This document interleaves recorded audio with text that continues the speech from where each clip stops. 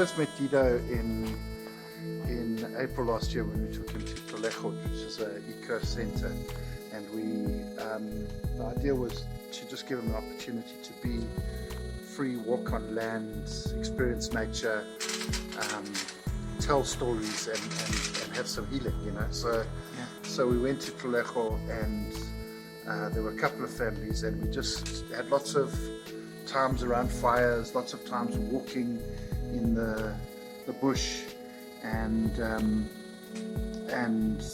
what was amazing for me is just the way he loved our little boy John, you know. So he just hung with John all the time. They were inseparable, and there were actually two dogs there. The one dog was a cross Labrador, and the other dog was my dad's little dog Max. And I tell you, Dido and the two dogs were inseparable. So it was like he never hated animals; he loved animals. And even though that he had been brutally attacked by these animals, it was like this whole weekend we couldn't have curated it like that. There were dogs there, but the whole weekend just brought this nature reconciled inside of him. And he was definitely, I mean, this picture that I have here of him with the African cucumbers. This is at the end here of our weekend. There's Dido, Easter 2021. Of course, it was all COVID back then. Yeah. And that's him there with my son Jordan. This is the group of us that went. My dad. Let's see if I can get some other pics here. This is him with John at Tolejo. And this is him with the African cucumbers that I was telling you about. He just, you can see his face here. It's another one of him with it. Where's that? Yeah. Just the smile on his face. It was, for me, his happiest time, you know. This is another one of the group of us. Just taking walks and having dinners together, and yeah, he did a lot of walking along the river. So this is some pictures of him at the river, and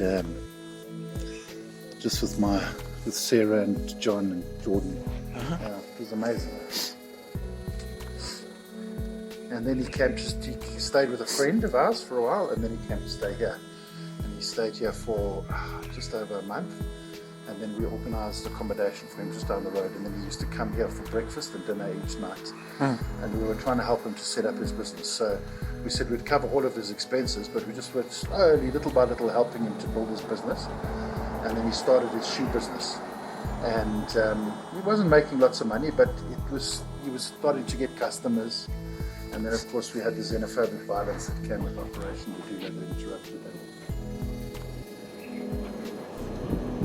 And then things went pear-shaped.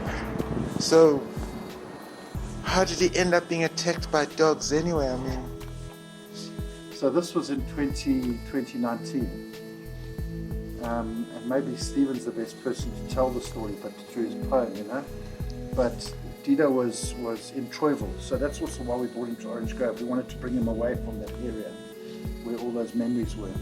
But he was in Troyville, and there was some xenophobic violence in 2019, and this crowd was chasing him. And he ran and he jumped over the wall of a house. And then he saw, he went to the door and he was knocking, help, help, help. And this man who trained pit bulls to fight saw this as an opportunity, and he brought his dogs out and started attacking Dido. But the neighbors literally had heard him shouting for help, and they came and straight away started saying, stop, stop, stop. And the man just continued. And then the dogs attacked, and they went on for 3 hours. 3 hours. The police came after an hour and a half, and they saw the body, and they thought he was dead, and they said, there's nothing that we can do. And so they just left, and then the man continued to get the dog to attack. And eventually the ambulance came, and they put the Dido's body on. Excuse me, I don't understand you. The cops came, he was there, and they thought that there's nothing that they could do to him, and then just continue and let the dogs... So that the cops left. Yeah. So Stephen, who's he's a trade unionist, and he actually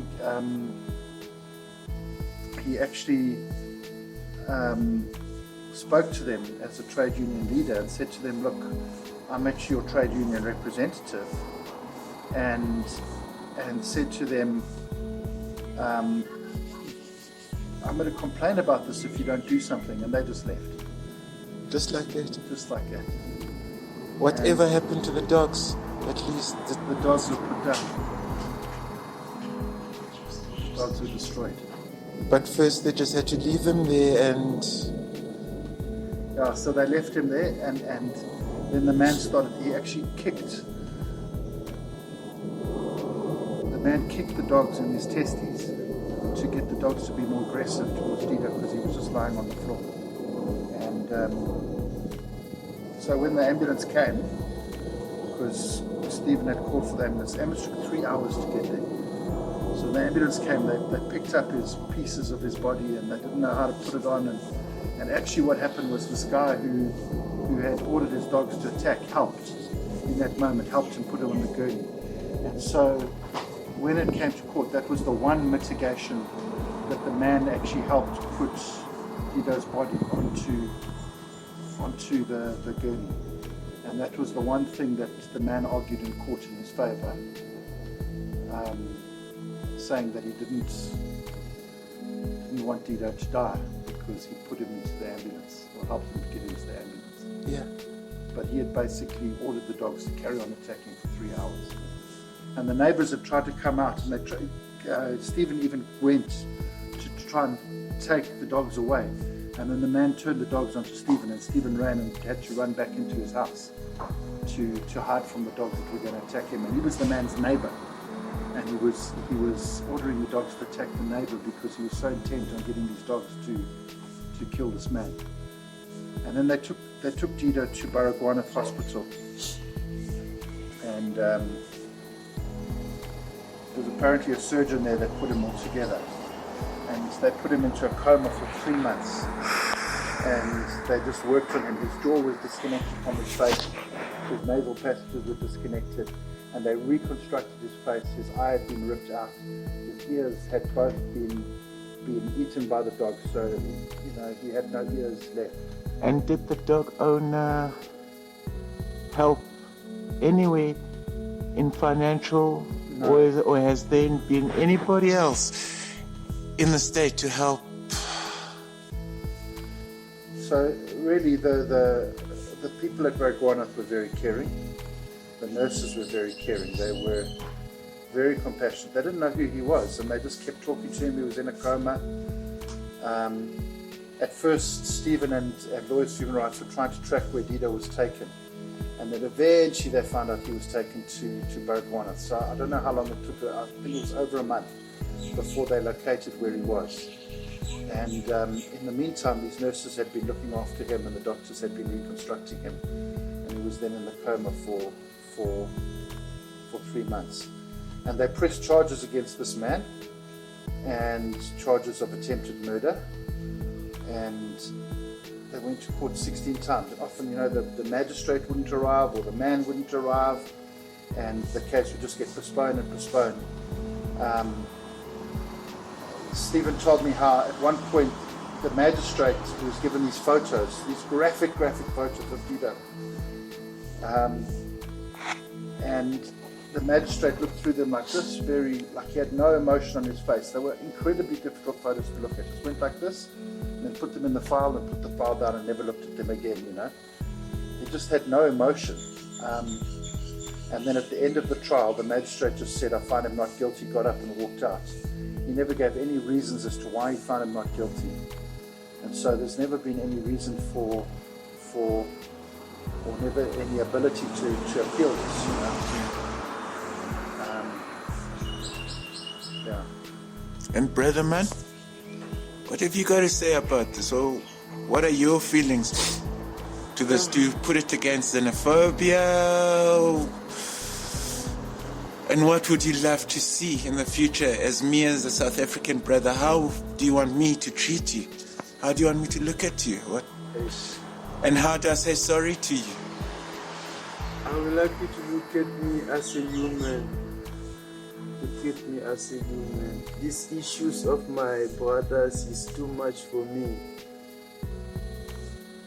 Because he treated me as human. He took me out of a family. He brought me 6,000 kilometers away from family to make a living. And I was feeling very bad when I heard my brother died for accident with 2 dogs biting.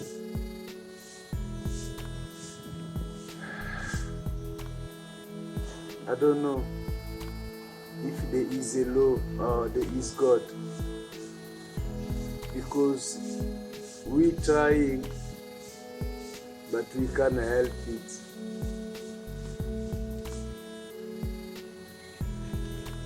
It's too much, man. It's too much. Since 2019 I heard about my brother, and he came in Cape Town to visit me 2020, and he came back very well. Now it's gone. A case like that, brother, you came here to South Africa, I'm sure, for the same thing that I'm also looking for, like that better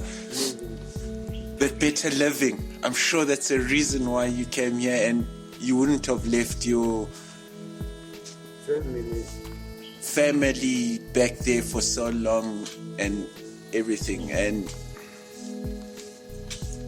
how do you think you treat me if I were in your country, going in there and getting there and wanting to start? Treat you as a brother, as a father, as my son. I want to treat you bad because we are human. But you can't do it there in your country because there was something that was difficult that caused you to come. It was so difficult, and I heard that they said here, my country, I'm allowed to be here, I can make living here. So that's why I was here with my brother, bought me in 2008. And now I'm a father of 2 kids because of my brother. Where are the kids? Yes. Are they here in South Africa? No, they are in Congo now. They'll go back home in Congo because life is getting, every time life is changing, violence against human, against your neighbors. Brother, with all respect, 1 second. Why did you leave Congo? I left Congo for a better life to come here. My brother Dido brought me here. Okay, your brother Dido brings you here. Now you're saying to me that you're taking the children. 2 daughters. 2 daughters. They are back home in Congo. Back to, okay, let me ask you in a biblical way, brother. I don't remember Moses going back after crossing the desert for 40 days and can't I leave you with something that isn't the way that us brothers and sisters, that you teach me to look at you, and as we're making this for your brother, can't we do something to that? Can't we leave that out to the nation and just say, look at us? And Moses didn't go back. No, Moses never go back. I mean, it's best to fall forward than to fall backwards. Yes, that's why I am. I'm standing. I'm going forward. So my brother left me, my kids left me. I'm here, I'm standing. I'm still standing. No brothers, no wife, no kids. They all left me in the same year of 2022. I'm strong. I'm still bleeding. Brother man, God loves us. No matter how black, white, God loves us. So, let's see how it goes today. Yo, one time for your mind. Yo, one time for your mind. I help and change the course of our history. When we pay the losses and misery, brave against the face of adversity. It seems hard in vain, but won't let it get to me. I help and change the course of our history. When we pay the losses and misery, brave against the face of adversity. It seems hard in vain, but won't let it. And it's just Stephen Faulkner, absolutely beautiful. He's a trade unionist, and well, it's not a beautiful poem. Let me put it this way: it's a very haunting poem, just of the horrific nature of what happened to him. Here's a picture of Dido, where he had his shoe business, and at the bottom here are some of the soles that he found in his bag, and at the bottom over here is the tool that he used to fasten shoes at the bottom. And we think this is such a beautiful way to show you the whole picture of it. It's just a beautiful way to remember our friend Dido. It was 77 when it came to my house. A struggle hero from the south, on the run for his life, forced to leave behind his friends, kid and his wife, hoping to find a safe haven from the tyrant wives. Apart at times were well known back in Harare. Brotherly love bestowed upon him for Harare. We would converse, he left me appalled and shocked when he would tell me how his comrades got touched and shot. Times have changed today, man, it's blessed with guns. It's so insane, deranged how they burn our sons. In this day and age, they say that unity is irrelevant. I wish my president could rule the whole continent. My once exiled mate in the background in all of this, probably dining with his rich friends, abusing us. Brutal encounters in the hands of our brothers. Have they forgotten how we felt to flee across borders? I help them change the course of our history. When we pay the losses and misery, brave against the face of a